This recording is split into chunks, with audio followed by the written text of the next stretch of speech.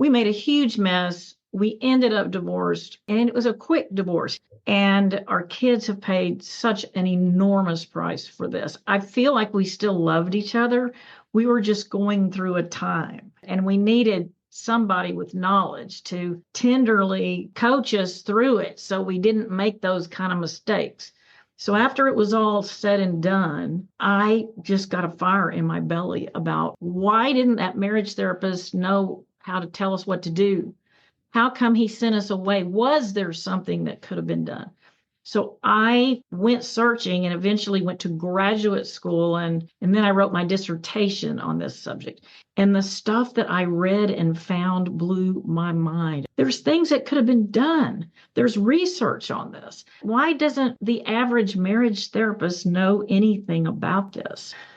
I was just so flabbergasted by it that when I came out of graduate school and got my license, I said, well, this is going to be what I'm going to become a specialist in this. And there'll be at least one person people can go to for the kind of guidance that I should have had years ago.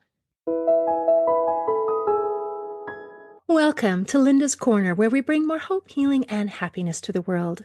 My name is Linda Bjork, and today we're going to be talking about strengthening marriages. I'm delighted to welcome Dr. Becky Whetstone. Dr. Becky is a marriage and family therapist, consultant, life coach, and the author of I Think I Want Out. She has been featured on CNN, The Wall Street Journal, Huffington Post, and more. You can reach Dr. Becky at her website, marriagecrisismanager.com, and I'll include that link in the show notes. Welcome, Dr. Becky. I'm so glad that you could join with me today.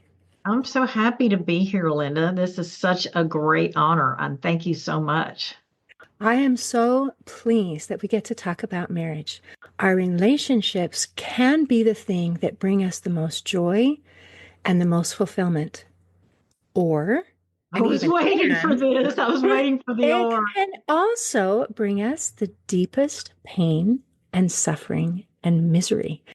And so to be able to get this one right can make a huge difference in our quality of life and in our fulfillment. And in your book, you mentioned that this is the information that you wish you had had when you were struggling in your relationships. So can you tell us a little bit about the backstory and why this matters? Well, one thing is I married this guy in San Antonio, Texas, back in like 1985, and I thought I had hit the jackpot of a lifetime. He was absolutely gorgeous. He was just finishing up his residency in orthopedic surgery.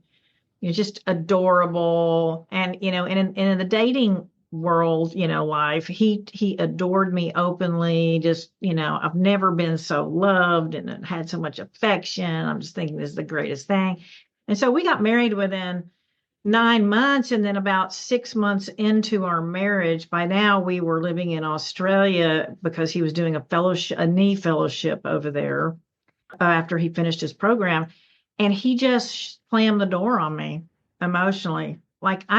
Overnight started rejecting me, acting like a different person, shut the window to closeness, and all the fun we were having just went away in that moment. And I was going like, oh my God, what the heck happened? And I spent the next 7.5 years trying to get him to come back out and play with me. I tried and tried and tried, and it affected my physical health, because I was like, what? It's just, had this prize, this wonderful thing, and then it just was taken away from me. So of course I begged and begged and begged and pleaded for him to come back, to love me, to include me, to treat me like a partner. And he would put me off and put me off and put me off until finally I had this, climax of stress that I describe in my book, that most people who are in a marriage crisis are going to experience this climax of stress where you've lost hope and you can't take it anymore. And then they start to annoy you on a level that just having them in the house is just like, I'm going to have to kill myself if I stay around this person anymore. And so he came home from work one night and I just said, I'm at the end of the line. You got to move out. I can't stand to be around you. I don't know what's going on. I don't know if I want a divorce. Don't know anything, but I need you to leave. So he goes, let's go to the marriage therapist. And we did. And the marriage therapist said, how motivated are you to work on the marriage, Becky? And I said, zero. And he said, well, come back when you're a 5 or a 6 and I might can help your marriage. So he goes, but y'all should separate because, Becky can't stand to be around you. And so we went home, we separated, we managed it ourselves.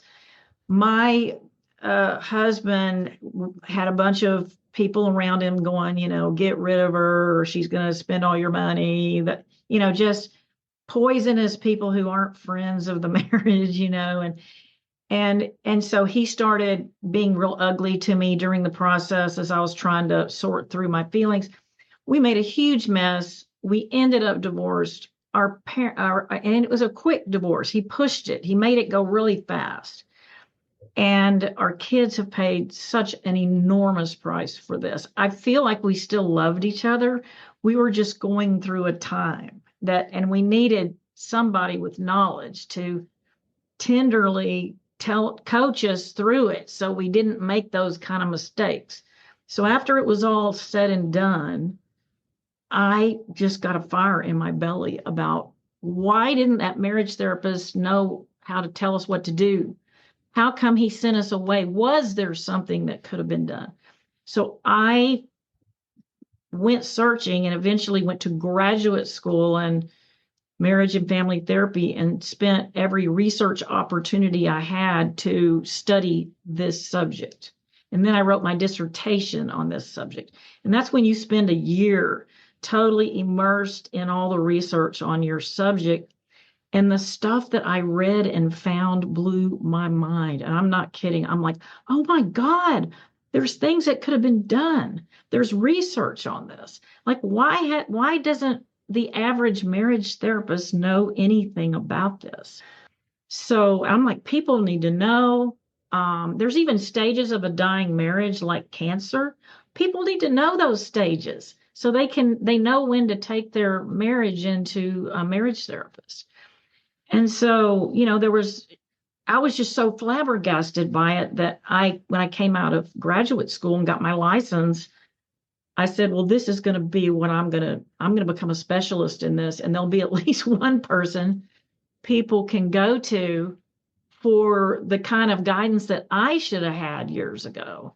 So I've started writing about it in blogs and columns and articles and things like that. And over 20 years, have attracted a practice and created a website for it and attracted a practice of people who are in marriage crisis, and they're telling me their therapists don't know anything about it, don't know how to help them. So I really feel like the marriage and family therapy field has a hole in their training.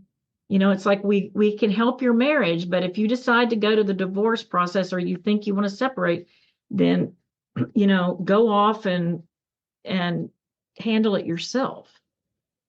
And so people do. And we're leaving them in the lurch. There's so much great information that could change the outcome and repair families and keep them together. So I really believe there's some unnecessary divorce going on and premature divorce. And then I feel like that couples should be coached about how to deal with their children through the process so they have the best possible outcome no matter what the end result is. So we help people with reconciliation, doing it the right way, separating the right way with a purpose and a plan. And if you decide to divorce, we coach you and manage you through an amicable divorce process. Because I learned that people say they want an amicable divorce and the therapist says, okay, bye. And they don't know how to do it. They don't know what an amicable divorce is. So they enter into the adversarial process where the lawyers start all the nasty business and then everything goes to pot. So now I'm sticking with people through the divorce process and telling them exactly how to do it amicably so that people don't come out of this ripped up. Wow. Long story, isn't it? Yes, but every single piece of it mattered because it explained so much. And I have friends who have gone to a marriage counselor, and the advice was basically, you guys don't like each other. Why are you married? And Yes. it wasn't in any way, shape, or form helpful to be able to heal the individuals and the relationship. It was, oh, you want game over? Well, all right, game over it is. So I agree that we need an upgrade in the information that is given. And a lot of times we can tell if what we have is working because of the results. Like, I tried what you said and it didn't work, and we need an upgrade. Well, does Appreciate. anyone doubt that the divorce, separation, marriage crisis situation is not a mess? We all know that we're making a mess, that we're doing wrong by our children. We all know this, but And, what's being done about it? and yet we come in with such different ideas about things, like your husband's friends who are saying, get rid of her, she's just going to get your money. And in trying to support him, it means they have to vilify you. And I think that's a common issue where we show our love and our support for someone by trying to destroy the other person. I mean, there's got to be a good guy and a bad guy, right? The nature of marriage crisis is that people's nervous systems get activated. And so they're going up into their sympathetic nervous system and going into the fight, flight, or freeze response. And I joke that when that happens, our IQs drop by 20 points. And we say and do things that we don't mean, that are ridiculous, that are hateful, awful, and threatening. And then when that happens, the ship starts sinking very quickly. So part of my process is coaching people about how to avoid the dirty actions that often come with the activated nervous system. And also, one of my coaching points is anyone who talks smack about your spouse or encourages you to divorce is not a friend of the family or the marriage. And you need to surround yourself. So that's a warning bell. Get away from them. Don't be influenced by them. Only be influenced by those who have a more loving stance, who stand by you through whatever your decision is and support you. And so they're friends of the marriage and the family. And so that's Very. extremely important. Hmm. That's an interesting clarification because in the example that I gave earlier, where we're trying to be a friend to one spouse or the other, then a natural response is to try to vilify the other. But you said to be a friend to the marriage, Yes, which we absolutely. hope that being a friend to the marriage is also being a friend to the person. And I appreciate, and I do want to clarify this real quick, that you mentioned we have lots of different options, and they include the separation and a Mhm. divorce, because I know that you have worked and supported women in abusive relationships. Oh, So yes. it is very true that not every relationship is for our highest and greatest good. So There's no doubt. not trying to save every marriage is the right choice. But I would say the vast majority of the time, the right answer is the best thing for me, for my highest and greatest good, will be to not just deal with the marriage, but to heal the marriage. Is that Oh, what you found? absolutely. Well, if we're going to do reconciliation, they don't work if you just run back home and go back to status quo. The research shows that they'll probably end up divorced finally for about a year later or less. So we have to orchestrate a situation where the root problems have been healed and dealt with, and they've learned how to communicate where and feel safe in the relationship and things like that. So like I tell couples, you have to, if you moved out and you want to get back with your spouse, you need to earn your way back. Don't run back before a lot of significant work has been done, because you'll lose motivation to do that work. And motivation is a huge part of this process. It's finessing the situation where we have two motivated people. Usually, when it starts out, there's one motivated person that wants to save the marriage, and the other's sitting over on the side in doubt. And so I'm using psychological data, I guess, to finesse them in a way to both be motivated at the same time to want to come in and work on it. And the idea is maybe you end up divorced, maybe you do, and maybe that's the right thing. But people tell me time and time again that they just need the reassurance that they did everything they possibly could to save the marriage. Then they can have peace of mind in their divorce. The ones that don't have the peace of mind are the ones who made the quick decisions, the snap decisions, who listened to the people who weren't supportive of the friends and family. And then a year or so later, when they're feeling better, they realize, hey, I loved them. We could have worked this out. But by now it's too late to put it back together. Wow.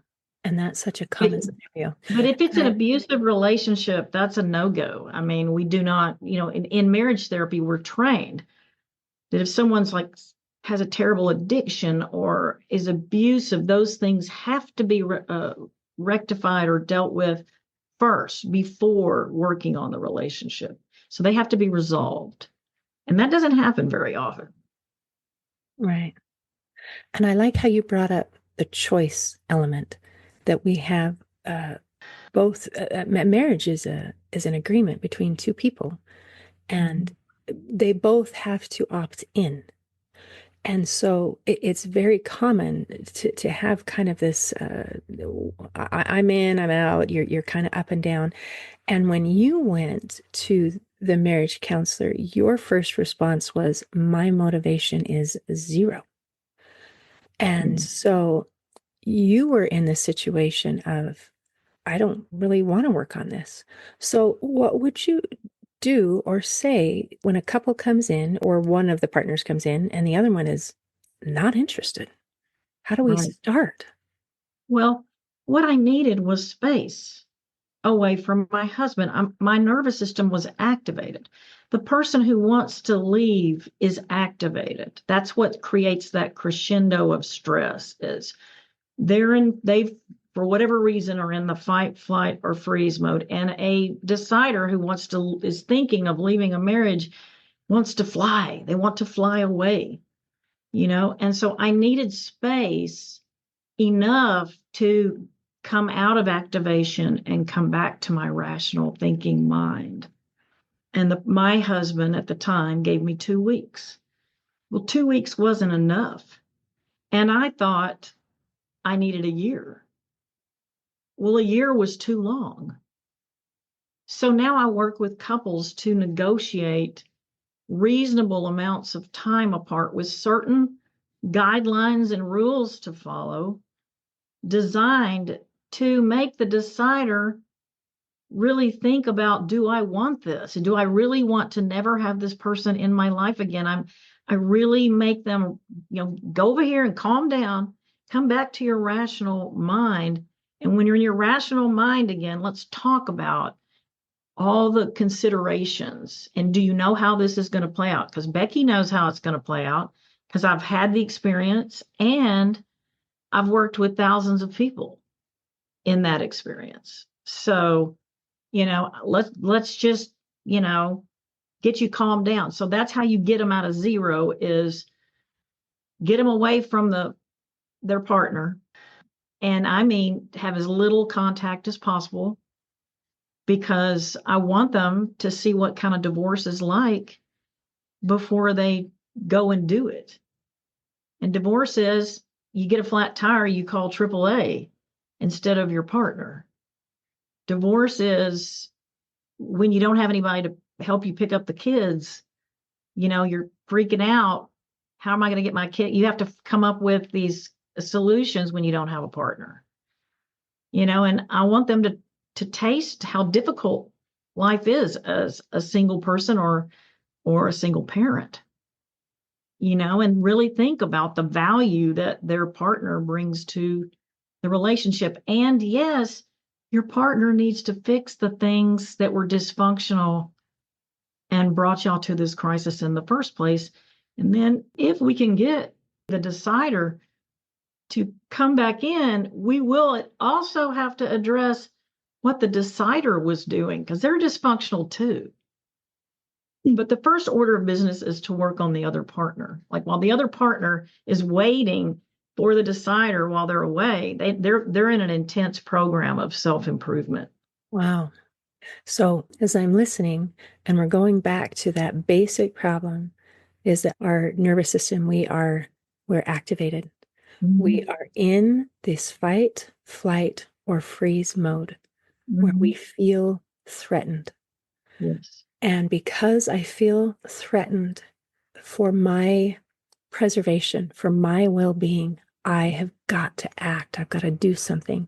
Mhm. And so a common response out of these fight, flight, and freeze is I want to run away. I Yes. want to run away because my very life depends on it. That's That's the exactly way it right. feels. And so I've got to run away. I'm going to die if I That's stay right. in this That's what they relationship tell anymore. themselves. And so I need to leave.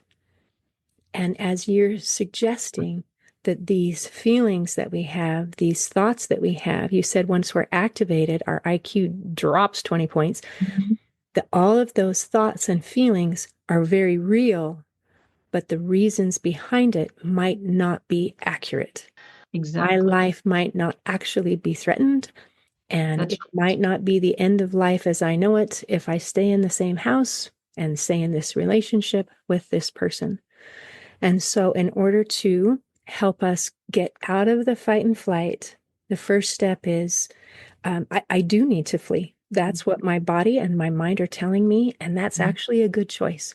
Yes. But in a safe, temporary manner, not one that burns all the bridges or burns all the No. ships and says it's game over.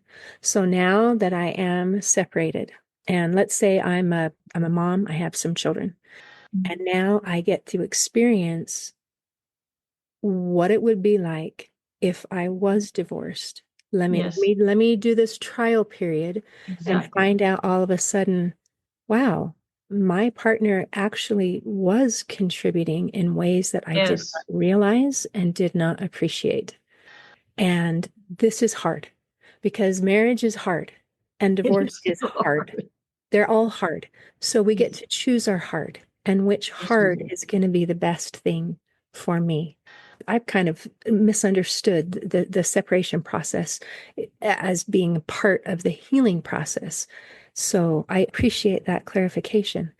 So once we get our, let's say I've done this, now I've been by myself, I'm realizing, wow, this is hard. In Mhm. fact, it's a different hard, but it's just as hard as what I was doing before. Yes. So what can be my next step? Because when we talk Well, I about think they healing and all repairing, it's not just one side. There's both. no, there's no, and they have to be working on themselves. Like I have I call it marriage crisis management.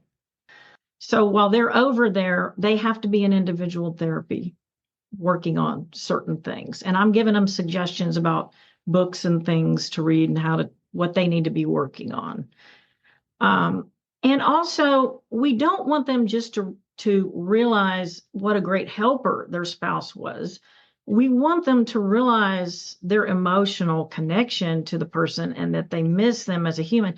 That's a crucial part of it. But when you're activated, you cannot feel love. You cannot feel bond or connection. So we're giving them, there's so many reasons to put them over there so that when the dust settles from their activation, they go, oh my God, I love Sue. I love her. I realize, how much I miss her. So you've got to miss the human and their value in your life, for a reconciliation to work. Reconciliation doesn't work if you go over to your little foxhole and hide out and you go, gee, I miss her ironing my clothes. Okay, that is an excellent clarification. Not just that it's hard and we're choosing our hard, we're also Yes. choosing our person. We're Yes. choosing our companion. Thank you. Yes, that was a very important missing element. Okay, we want to choose our person and then keep choosing our person. Yes. And I tell them, like, because the leaning in partners they're in the fight mode. Remember, they want to chase after the decider who wants to get away from. And you never chase a mammal that's activated. Not, like there bad things are going to happen and they may lash out at you and they may file for divorce if you won't leave them alone. So part of what I'm doing too is coaching the leaning in partner to stay over here by themselves and learn how to take care of themselves and work against their instinct that's telling them to chase the decider, you know. And so I'm coaching both of them through their angst and difficult emotions and feelings that are coming up during the process and reassuring them that it's normal for a marriage crisis to feel this way, and completely normal. And it happens to every person that's in marriage crisis. You're not an outlier and you're not a freak. It's the way that it is for all of us. And it's crazy. It's crazy. You think you're crazy, but you're not. You're just going through a crazy time. That makes a difference. And as you're talking about instinct, I'm thinking about we've activated our fight and flight. We're in that survival mode where we're functioning on instinct, not on thinking. And our instincts are designed to help us survive, but they're not designed to help us thrive. And sometimes we have to soothe those instincts to be able to go to a better choice. Yes, you're going to survive if you end this marriage. You're going to survive. Yes. But are you going to thrive? Absolutely. Well, learning to be alone is a huge part of this. Learning to nurture yourself and reparent yourself, take care of yourself when in disappointment, when you don't get what you want. That's a huge part of it because a lot of my clients are dependent on their other spouse to soothe them when they're upset or something. But when you can't depend on that, you've got to learn how to be okay when no one else is around. And so being solid as an individual is a huge piece to saving a marriage. We've got to be able to stand on our own, regardless of what the other person is doing or not doing. And that's a difference between independence, dependence, and interdependence. Yes. I can stand on my own 2 feet. My husband can stand on his own 2 feet. Yep. And that's awesome. And sometimes people feel like I have to be on my own in order to prove I can stand on my own 2 feet. That's right. However, between the two of us together, we are better than we are individually. Absolutely. And I tell my clients sometimes, you think leaving your spouse is going to solve all your problems, and you've got divorce fantasies about how it's going to turn out. It's Disneyland. And then in this separation period, you're going to see that you take all the problems with you. You're not leaving them behind, and so your fantasies are just that. They're fantasies. Divorce is not that great for a lot of people. There's lots of statistics about it. I mean, some people do very well and probably should never have been married. Some people marry that shouldn't ever be married. And that divorce would probably be great for them. But for most of us, well, the decider is often throwing the baby out with the bathwater when they can have everything they want while still being married to their spouse. They don't have to give up things necessarily. It's all negotiated. But I tell spouses all the time, you can have all these things you're saying you don't have while still married to Sue. And that matters, because a lot of times when we're miserable, we assume that the problem is the other person.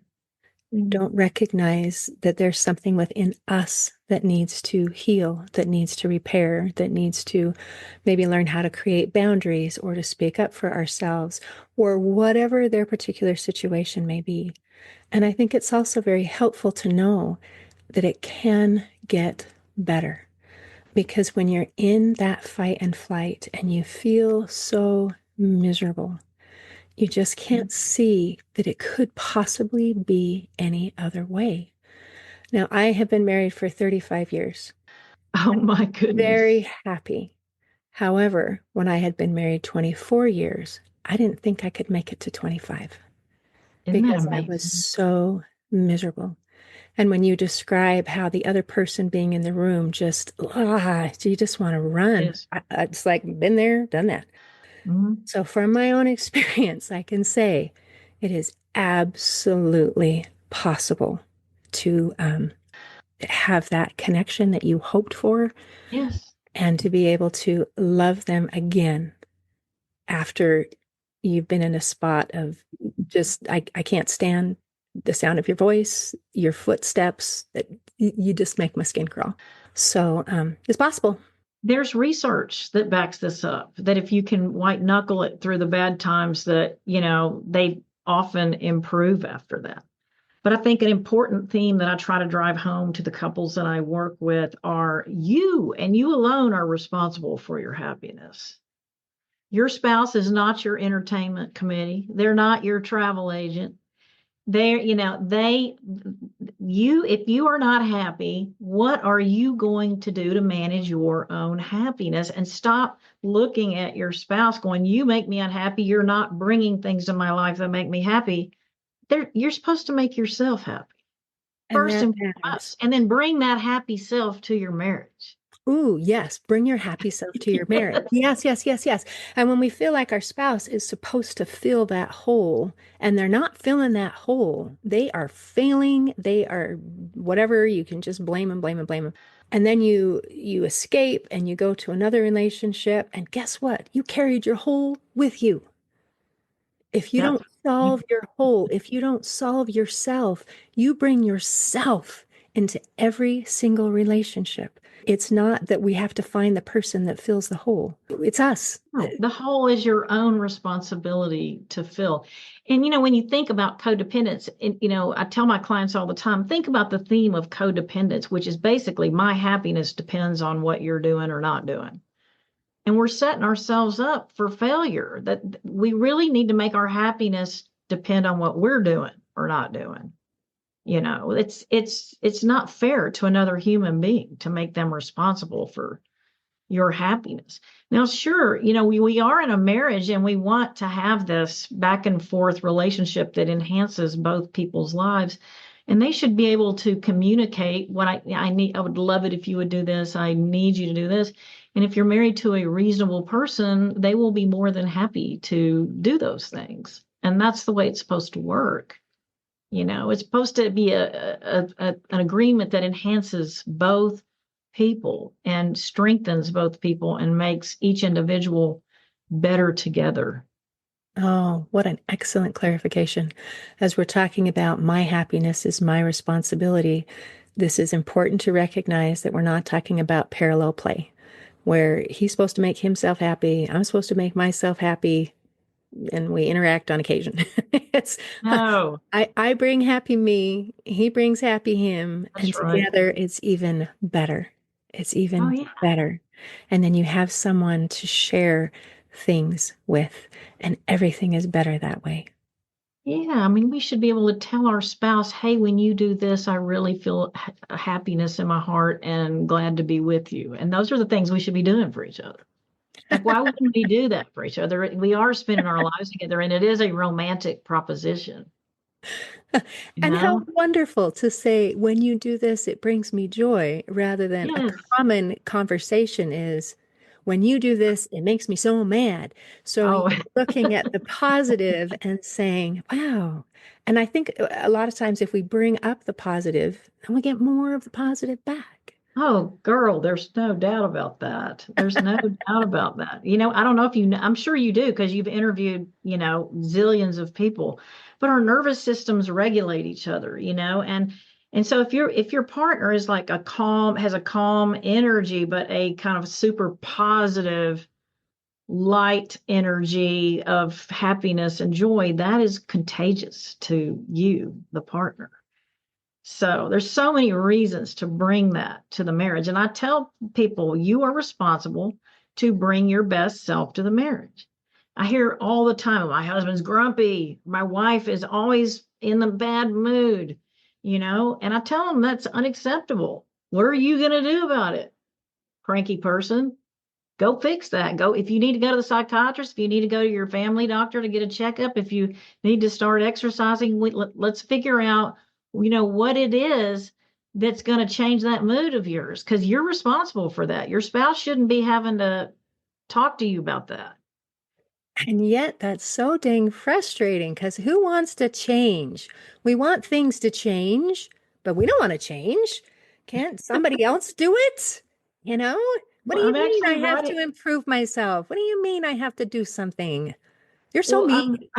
this is one of my pet peeve subjects, Linda, and I'm writing a blog right now about how most humans live by the law of least effort. They're just going to take the easy route most of the time, and the ones that are super successful in life are the ones that go beyond the law of least effort and put more effort into whatever it is they're doing. Those are the people that are going to be the happiest married. They're the ones that are going to be successful in a marriage crisis and have a great outcome. But if you're what I call a lazy dater or a lazy spouse, or all those things, and you're going to get out of it what you put into it. It's the way it works. And the crazy thing is, we don't avoid the work. We just delay it. Like we talked about, it's the effort that I want to put in now, that I choose to put in. Mhm. I'm going to have to do some effort. Like we gave an example of, okay, marriage is hard. So the fantasy is if I get out of this, life is going to be easy. I'm Yeah, avoiding the hard work. I'm looking for the easy. The reality kicks in. This new choice is not easy. exactly. It's just um, a different kind of hard and often worse. I've had so many spouses who couldn't wait to divorce, were thrilled about getting divorced, call me 6 months or a year later crying, telling me how hard their life was and how they'd just blown up their life in the worst possible way. And you lose friends, you don't realize all the ramifications and changes that you're going to have to experience. And you may love your in-laws, and they'll turn on you, and there's so many painful things that go on that a lot of people don't consider. But I've seen many a person go, what the heck have I done to my life? Wow. Yeah. I hope anyone who's listening, who's feeling frustrated in their relationship, whatever they choose to do next, I hope it opens their eyes a little bit to see a bigger Mhm. picture so that they can make better choices. Um, and I appreciate everything that you brought up and the truth that you share. This matters. It matters that we have good information. Is there anything else you want to make sure that we cover before we close today? Well, first of all, I want to thank you for being so thoughtful in your processing and the questions that you asked me, which were so, great. And I think that, again, I want people out there just to know that if you hit a marriage crisis, don't do it alone. Find someone like me or someone else, or go to my website and get information on the best thing to do, because you want to be informed and supported. And there is support for you, specialized, experienced, to help cradle you through this process. And they'll help you not make bad decisions that you're likely to regret. So, ask for help. And ask for help that's going to be actually helpful. Yes, and read my book, because it's everything, everything that I've talked about here and more. How to diagnose your marriage is in my book. It is the only thorough manual research base that I know of that talks about the phenomenon of marriage crisis and understanding it, coaching you through it, putting out the options for you, telling you the pros and cons of each decision, and then, the amicable divorce, and then post-divorce co-parenting issues. So that it didn't exist for me back in uh, 93. And so it still doesn't exist. And that's why I wrote that book.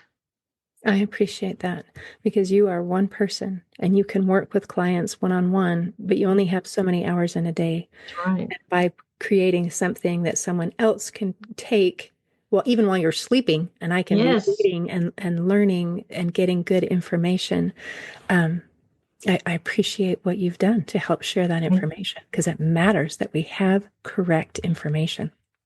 Yeah, I can sleep now. I put the book out there. The Yeah. information's out there now.